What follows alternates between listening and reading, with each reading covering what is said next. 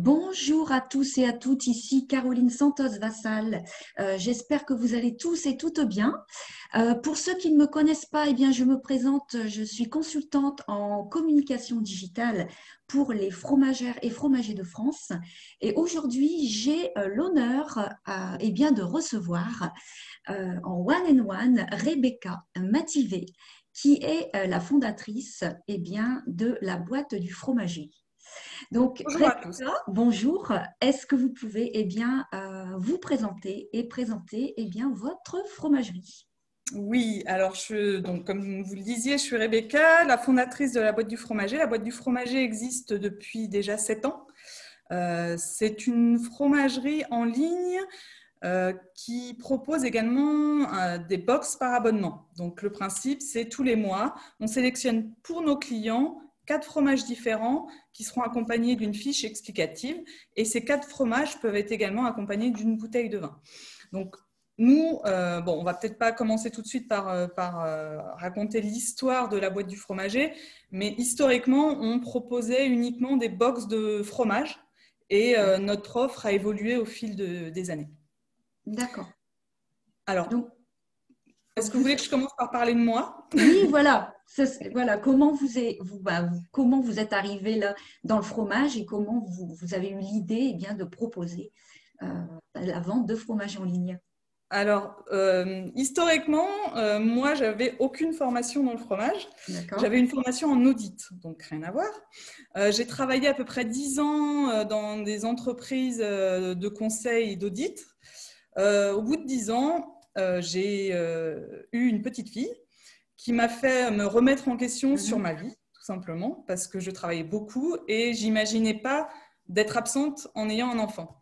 Donc c'est là que j'ai beaucoup réfléchi à ce que je voulais faire de ma vie, ce que je voulais faire dans le futur. Mon mari était déjà indépendant. Lui était déjà sorti du salariat. Il avait créé pas mal de sites internet. En fait, il s'était mis au web marketing. Il s'était beaucoup renseigné sur ce nouveau, ce nouveau métier à l'époque. C'était il y a un peu plus de 10 ans. Et c'est lui qui m'a en fait invité à venir voir ce qui se passait sur le web et à sortir du salariat pour pouvoir créer son propre business. Alors, comment on est arrivé à la boîte du fromager? Il y a eu d'abord, quand une fois que je suis sortie du salariat, en fait, tout simplement, j'ai racheté un site internet qui vendait du vin. Parce qu'en plus d'être passionnée de fromage, je suis passionnée de vin. Oui. Généralement, ça s'accorde bien. Tout à fait. Voilà. Du coup, en fait, ce qui s'est passé, c'est qu'on a commencé à se renseigner sur des ventes de sites internet. Tout simplement, on s'est dit, on va gagner du temps, on va racheter un site qui existe déjà, D'accord. ce qui permet de pouvoir quand même gagner beaucoup de temps Mhm. sur tout ce qui est référencement, acquisition Exactement. client. Donc, on a à ce moment-là, au moment où j'ai voulu justement acheter un site internet, il y avait le site Vineabox qui était en vente, qui était en fait un site de vente de box par abonnement, qui était concurrent du Petit Ballon à l'époque. Oui. Le Petit Ballon, tout le monde connaît. Tout le monde connaît maintenant. Oui. Voilà. Et en fait, nous, la Vinia Box se distinguait du fait on proposait des box 3 bouteilles uniquement. Donc, on a racheté ce site en octobre 2013, donc il y a un peu plus de 7 ans. Et on s'est vite aperçu en fait qu'on a acheté ce site. Le Petit Ballon commençait déjà à exploser. La concurrence se multipliait de mois en mois. Ça devenait un créneau assez concurrentiel et compliqué à développer. Du coup, on a voulu se distinguer en se disant, nous, quels sont nos repas préférés? Alors, quand je parle de nous, c'est moi et mon mari. Mhm. Quel est notre repas préféré? C'est une bonne bouteille de vin avec un plateau de fromage. C'est le repas idéal. Le Du coup, repas on s'est dit, ultime. voilà, c'est ça. Du coup, on s'est dit, il faut absolument qu'on fasse cette offre vin fromage. C'est celle qui conviendra le mieux avec les attentes de nos clients. Et c'est comme ça qu'est née la boîte du fromager. Parce que, en fait, ce qui s'est passé, c'est qu'au niveau de logistique, c'était compliqué de trouver une solution qui vendait à la fois du vin et du fromage. Donc, Mhm. on s'est dit, on va commencer par vendre du fromage et vendre du vin séparément. Donc, on a créé un nouveau site internet qui s'appelle La Boîte du Fromager. Donc, c'était en avril 2014, donc c'était là, il y a 7 ans. Et on a mis quelques années avant de trouver la solution pour pouvoir rassembler les deux en un.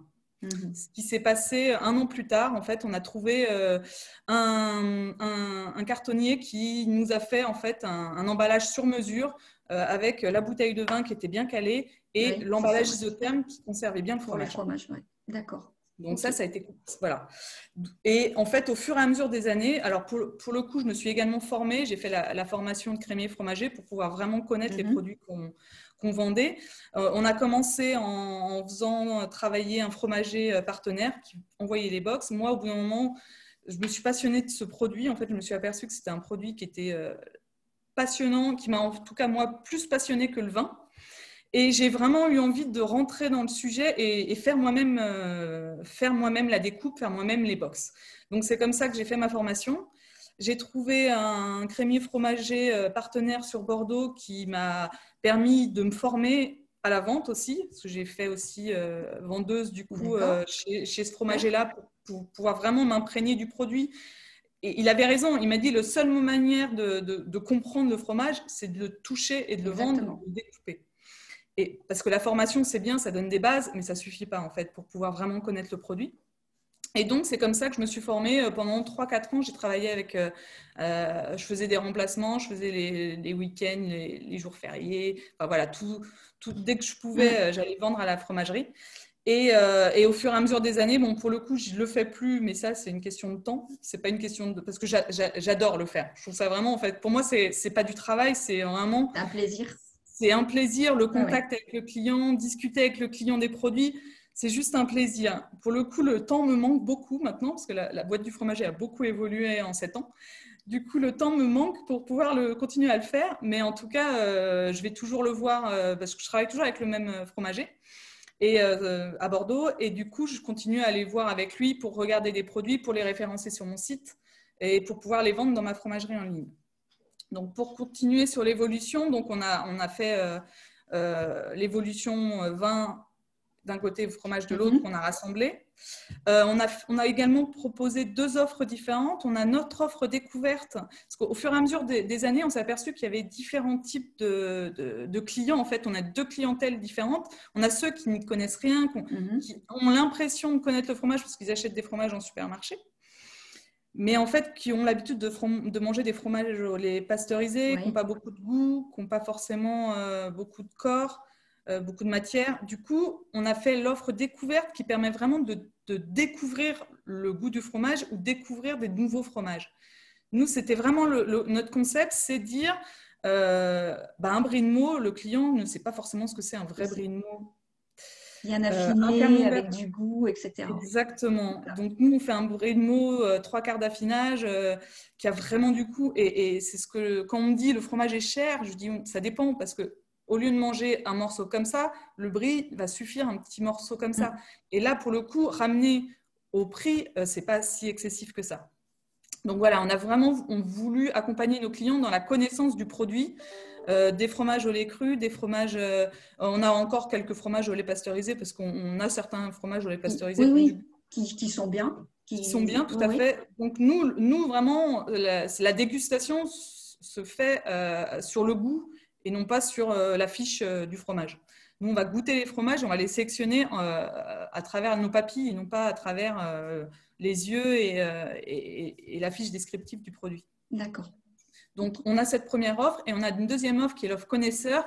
Et là, pour le coup, on va commencer à choisir des fromages un peu plus affinés, des fromages qui ont vraiment du goût. Là, on va être sur une gamme beaucoup plus au lait cru pour le coup, parce que si on veut des fromages qui ont vraiment du caractère, en général, il faut quand même aller sur les fromages au lait cru. Et du coup, on a vraiment distingué 2 offres qui correspondent à 2 clientèles différentes. La première, vraiment la découverte des vrais fromages, si on peut se permettre d'employer ce terme, et les fromages déjà, les clients déjà amateurs de fromage et qui commencent à découvrir, et qui veulent en fait découvrir des nouveaux fromages. Oui, d'autres fromages, d'autres Exactement. D'autres connaissances par rapport à ça. Et d'accord, très bien. Une autre petite question, j'aurais voulu savoir, donc par rapport au digital et au fromage, est-ce que vous avez rencontré des challenges au départ à la création de votre entreprise pour vous faire accepter en tant que fromagère en ligne? Alors, j'ai eu les deux. J'ai beaucoup.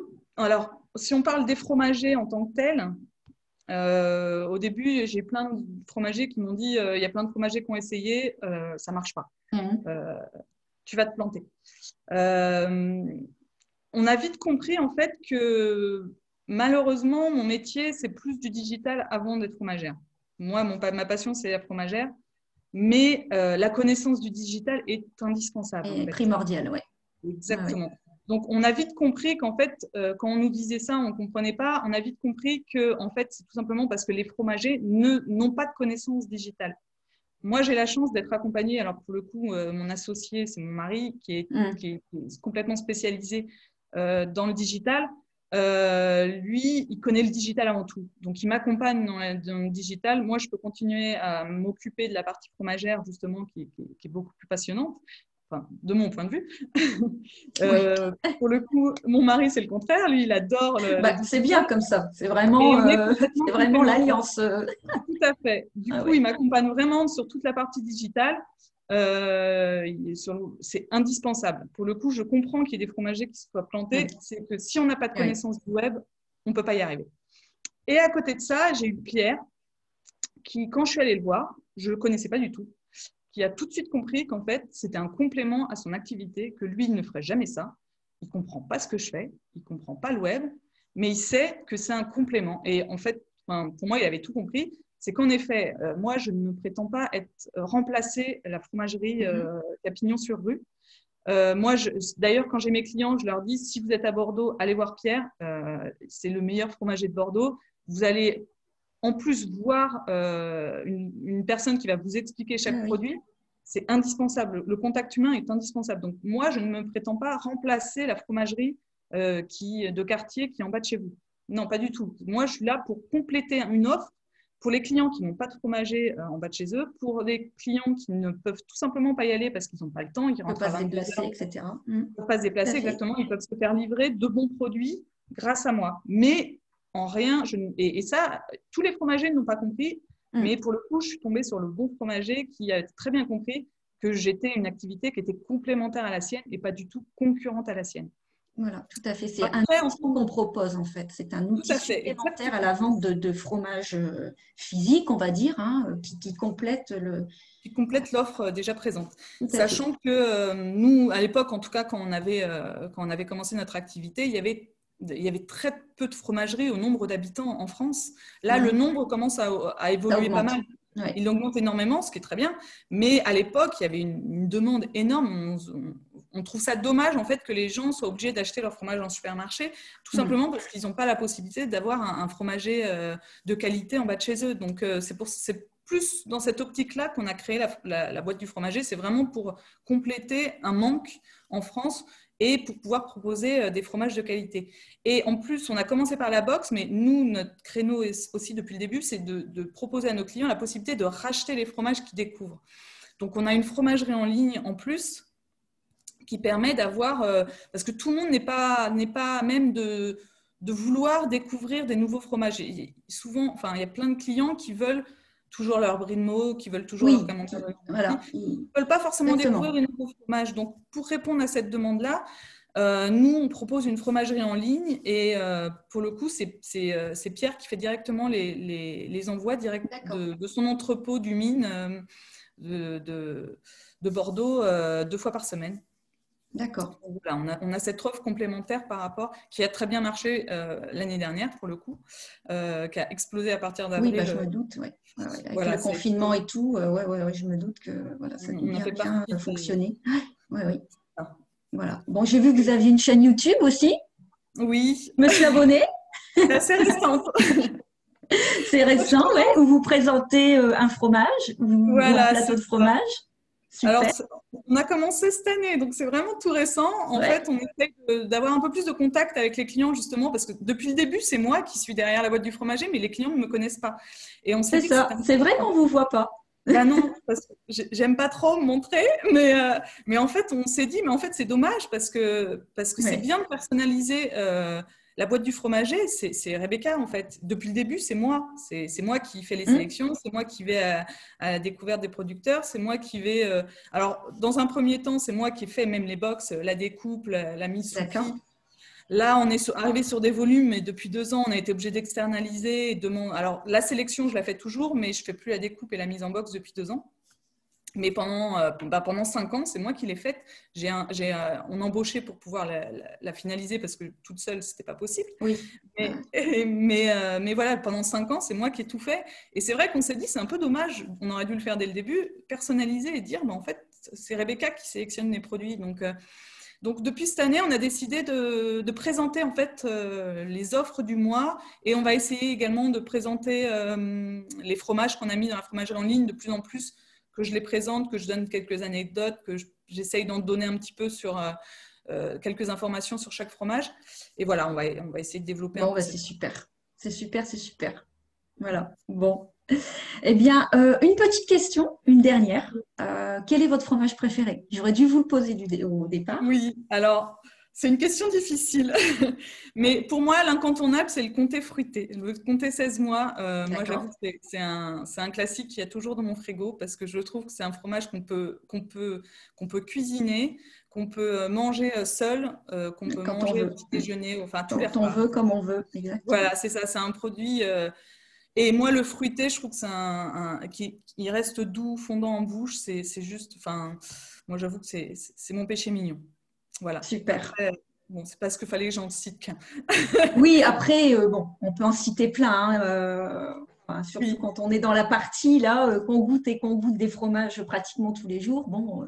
Ouais. Voilà, mais… Et il y avait une autre chose aussi dont je voulais vous parler, c'était ce livre-là. J'ai découvert ce livre-là cette semaine. Fromage sauvage. Ouais. Fromage sauvage. C'est juste une merveille. C'est une personne qui parle des producteurs fermiers. En fait, fromage sauvage, justement, il disait c'est pas possible. Un fromage ne peut pas être sauvage parce qu'il ne pousse pas dans la forêt. Mais en fait, c'est plus le fromage sauvage, c'est un produit qui va évoluer tout seul grâce au lait. Grâce à la qualité du produit, et c'est tous ces fromagers fermiers qui continuent à résister pour rester sur un produit de qualité, sur la bienveillance des brebis, vaches ou chèvres. Et ce livre représente, enfin, je trouve qu'il présente vraiment très très bien. Ils ont mis 3-4 producteurs en avant, dont 2 qui travaillent avec Pierre justement. Donc c'est comme ça que je l'ai connu et il est merveilleux ce livre. Voilà, je trouve que c'est un très très beau livre qui est sorti fin d'année dernière et je trouve qu'il est assez beau pour être connu en fait. Non, je ne l'ai pas celui-là. Il faudra que je le lise. Et… Mon fromager qui me l'a conseillé et je ne regrette pas de l'avoir acheté parce que c'est vraiment une merveille. Il y a des magnifiques photos et il parle vraiment bien du métier justement de fromager. Super. Voilà. Merci beaucoup. Merci à vous. Merci Rebecca et puis à très bientôt. À très bientôt. Au revoir. Merci.